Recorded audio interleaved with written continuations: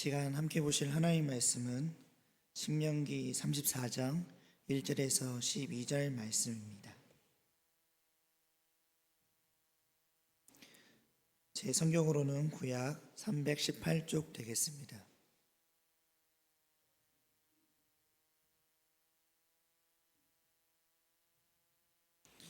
우리 한 절씩 교독하시면서 읽겠습니다.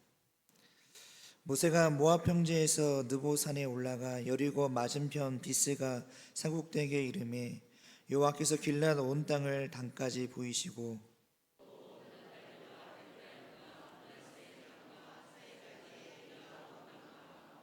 네겝과 종려나무의 성읍 여리고 골짜기 평지를 소알까지 보이시고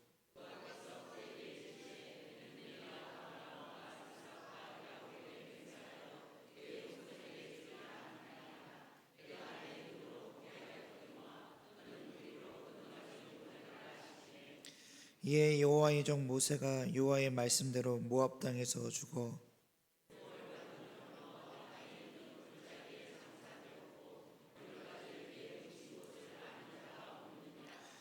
모세가 죽을 때 나이 120세였으나 그의 눈이 흐리지 아니하였고 기력이 쇠하지 아니하였더라.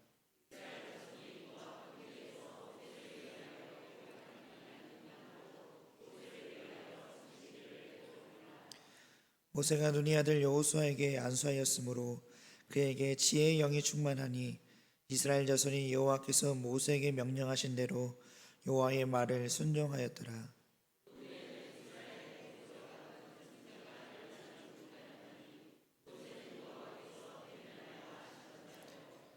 여호와께서 그를 애굽 땅에 보내사 바로와 그의 모든 신하와 그의 온 땅의 모든 이적과 기사와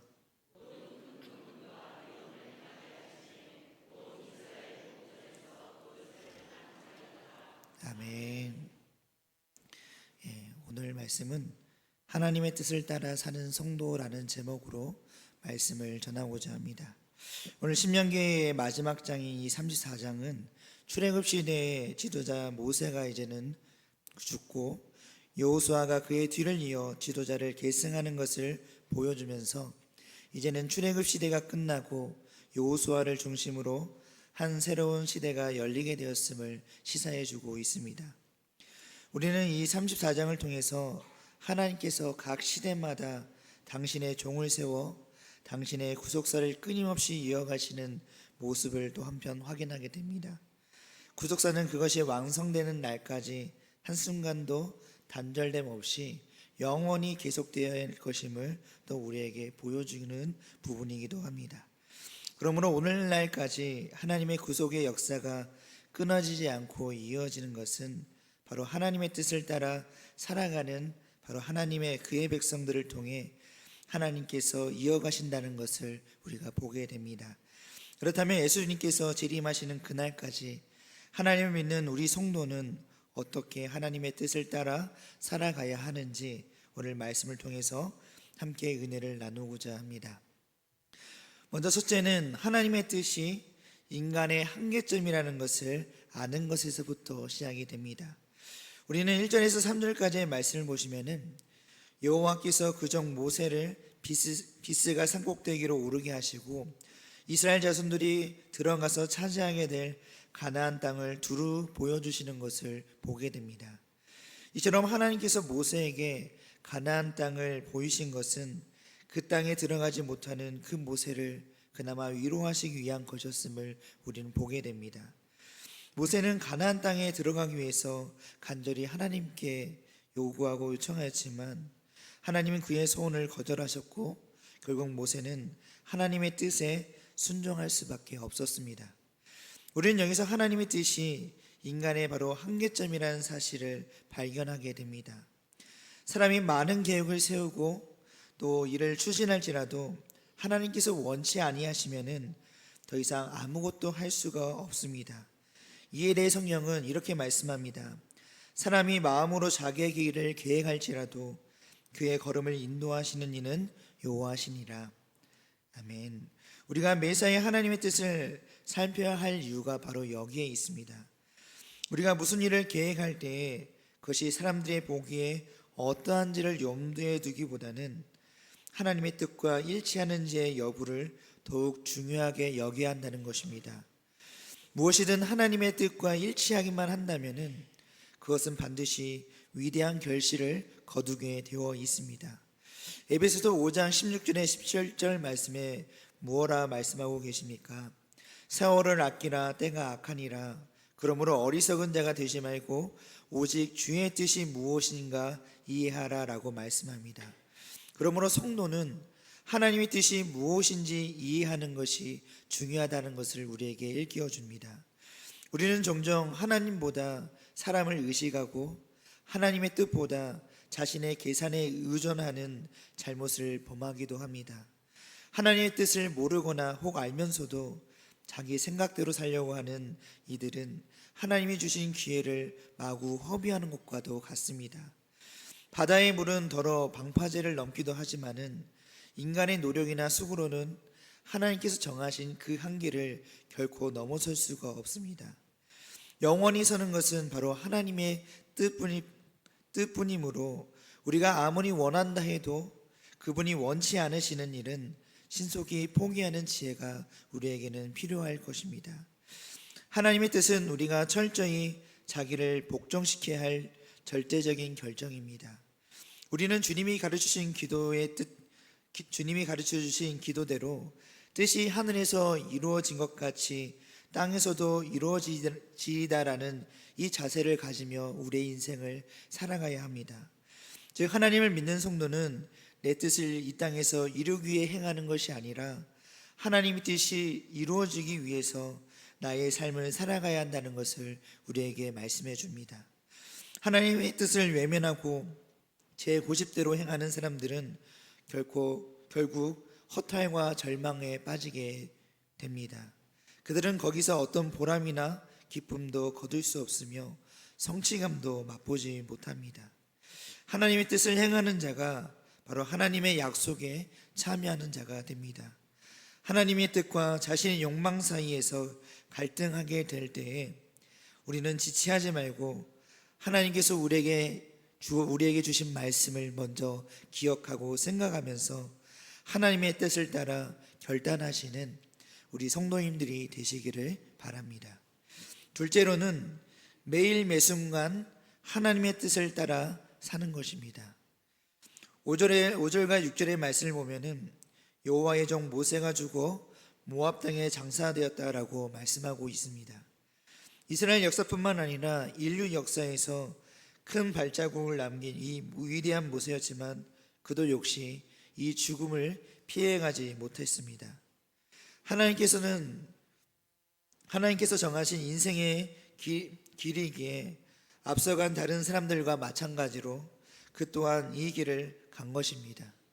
하나님께서는 모든 사람이 죽도록 정해두셨으므로 이는 남녀나 빈부나 혹시 귀천을 막론하고 모든 사람은 이 죽음이라는 것을 받아들여야만 합니다. 한 번 죽는 것은 사람에게 정해진 것이요라는 이 히브리의 말씀처럼 우리는 이 죽음을 받아들여야 됩니다. 물론 죽음이 처음부터 인간에게 정해진 운명은 아니었습니다.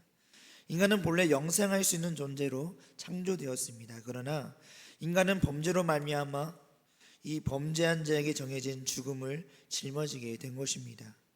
하여튼 죽음은 우리가 피하려고 애쓴다 하여 피할 수 있는 것이 아닙니다. 하나님께서 정하신 것은 피한다고 될 일이 아닙니다. 우리가 죽음에 대해 취할 수 있는 최선의 행동은 그것을 준비하는 것뿐입니다. 대다수의 사람들은 이 죽음을 굉장히 두려워하고 무서워합니다. 그들이 죽음을 피하려고 하는 까닭은 이 죽음을 두려워하기 때문일 것입니다. 왜 죽음이 두렵게 느껴질까요? 이 죽음의 실체를 알지 못하기 때문입니다. 그러나 성도에게 있어서 이 죽음은 모든 것의 끝이 아니라 새로운 시작임을 우리는 알고 있습니다. 그래서 죽음을 위한 준비가 필요하며 준비를 잘하는 사람은 기쁨으로 그것을 맞이할 수가 있습니다. 그러면 어떻게 해야 이 죽음을 맞이할 준비를 잘하는 것일까요? 그것은 우리가 매일 매순간 하나님의 뜻을 살피며 경건하고 거룩하게 사는 것입니다. 그렇게 산다면 죽음은 더 이상 우리에게 두려운 존재가 되지 않습니다. 죽음 앞에서 주님처럼 다 이루었다라고 말할 수 있도록 후회 없는 삶을 사는 것이 필요합니다. 죽음을 전혀 대비하지 않고 사는 사람들은 그날에 당황하게 될 수밖에 없습니다. 우리가 잘 알고 있는 거지 나사로와 부자의 말씀 속에서 평생을 호화롭게 즐기던 어리석은 부자처럼 이 죽음이 찾아왔을 때 혼란스럽게 되고 한탄과 절망에서 헤어나지 못하게 됩니다. 반대로 지혜로운 다섯 처녀를 우리가 보면은 준비를 잘한 사람, 그렇게 지혜로운 다섯 처녀처럼 준비를 잘한 사람들에게는 그날이 도리어 기쁨의 날이 될 것입니다. 삶의 모든 수고가 끝나고 기쁨의 잔치에 참여할 시간이 되었으니 죽는 날이 기쁨의 날이 되는 것은 당연합니다. 우리는 과연 어떤 모습으로 죽음을 맞이하게 될까요? 이것을 미리 생각하고 준비하는 지혜가 필요합니다. 누구에게도 시간이 충분하지 못합니다. 수명을 주관하시는 이가 하나님이시기에 우리 모두는 현재 주어진 이 시간을 충분히 활용해야 합니다. 내일을 기약하는 것조차도 인간인 우리에게는 허락되지 않습니다. 내일은 올 수도 있지만 한편은 또 오지도 않을 수 있습니다. 그래서 우리는 지금 이 순간 힘써서 준비해야 내일을 후회하지 않는 법입니다. 그러므로 매일 매순간 하나님의 뜻을 따라 살아가시는 성도님들이 다 되셔서 정말 후회 없이 하나님의 거룩한 백성답게 성도답게 그리고 주님의 뜻을 따라 살아가시는 우리 성도님들이 되시기를 바랍니다. 셋째는 하나님의 뜻을 따라 내 인생에 그리스도를 나타내는 것입니다. 12절은 모세가 온 이스라엘의 목전에서 큰 권능과 위엄을 행하였다라고 말씀합니다. 물론 모세가 이처럼 큰 권능과 위엄을 행할 수 있었던 것은 전적으로 하나님께서 그에게 능력을 주셨기 때문이며 모세는 그것을 하나님의 이름으로 행하였습니다. 즉 모세는 자신의 행위로 하나님을 나타내 보였던 것입니다. 이와 같이 오늘 우리도 우리의 삶을 통해 그리스도를 나타내야 합니다. 그것이 어떻게 가능할까요?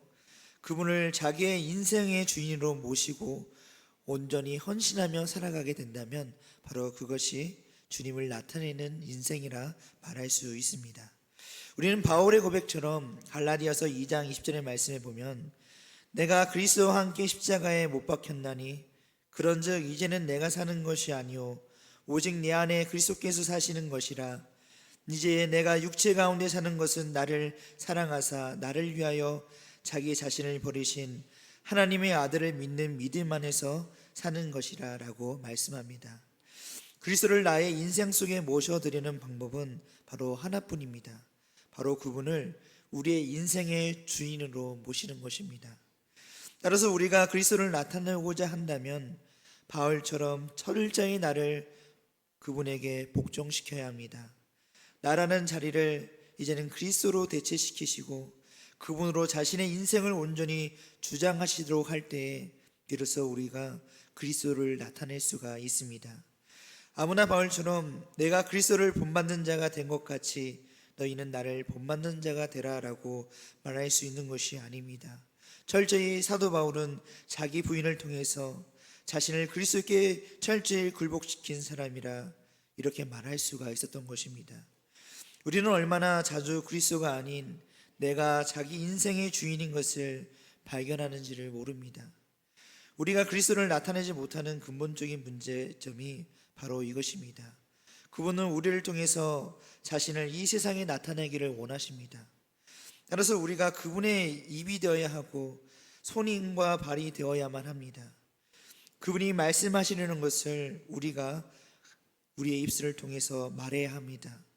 그분이 하시려는 일은 우리가 힘써서 해야 합니다. 이는 베드로전서 4장 11절의 말씀처럼 만일 누가 말하려면 하나님의 말씀을 하는 것 같이 하고 누가 봉사하려면 하나님이 공급하시는 힘으로 하는 것 같이 하라. 이는 범사에 예수 그리스도로 말미암아 하나님이 영광을 받으시게 하려 함이니 그에게 영광과 권능이 세세에 무궁하도록 있느니라. 아멘. 우리가 이렇게 살아갈 때에 그분이 우리의 인생의 주인이심을 입증할 수 있습니다. 그리고 이를 통해서 수많은 영혼을 그리스도께로 인도해 나아갈 수 있습니다. 그래서 가장 효과적으로 영혼을 인도하는 방법은 바로 우리 인생의 그리스도를 우리를 통해 나타내는 것인 줄로 믿습니다. 그러므로 성도님들, 하나님의 뜻을 따라 그리고 내 인생의 주인이신 주인을 예수 그리스도로 세우시고 그분을 나타내어 이 땅에 그리스도 향기를 풍기시면서 이 아름다운 그리스도의 복음을 전하는 우리 성도인들이 다 되시기를 바랍니다. 네, 말씀을 정리하겠습니다. 사랑하는 성도님들, 우리는 이 세상에 대한 막중한 책임을 하나님에게서 부여받았습니다. 그분은 우리를 자신을 대신하여 일하도록 이 세상 속으로 파송하신 것입니다. 그러면 우리는 남다른 안목으로 이 세상을 보고 문제점을 진단해야 합니다. 자신이 어떤 처지에 있든지 환경이 어떠하든지 그것이 우리에게는 큰 문제가 될 것이 없습니다. 중요한 것은 하나님이 나를 부르셨다는 것입니다. 그분이 부르셨으니 필요한 나머지도 그분이 채워주실 것입니다. 어떤 사람을 만나게 되든지 그들이 가진 외형적인 조건 때문에 우리는 기가 죽을 필요가 전혀 없습니다. 언제 베드로가 학벌이 없어서 나는 학벌이 없어서 주님의 말씀을 전할 수가 없어, 그렇게 하며 컴플렉스 때문에 사역을 중단한 적이 있습니까? 누가 무슨 말을 하든 하나님이 택하심을 믿는다면 담대히 우리는 이 복음을 전해야 합니다. 그리스도를 주인으로 모시고 사는 사람은 그렇지 못한 최고의 신학자나 성경학자보다도 훨씬 더 위대한 일을 행할 수 있습니다. 그러므로 성도님들, 하나님의 뜻을 따라 나의 인생을 주님 앞에 복종시키며 예수 그리스도를 주인으로 삼아 내 삶을 통해 예수 그리스도를 나타내시는 우리 신실한 성도님들이 다 되셔서 이 땅에 그리스도의 향기를 풍기시며 이 땅이 주의 복음으로 가득 차는 그날까지 그 사명 감당해 나아가시는 우리 성도님들이 다 되시기를 간절히 소망합니다. 그러니까 기도드리겠습니다. 사랑과 은혜가 풍성하신 주님, 감사합니다.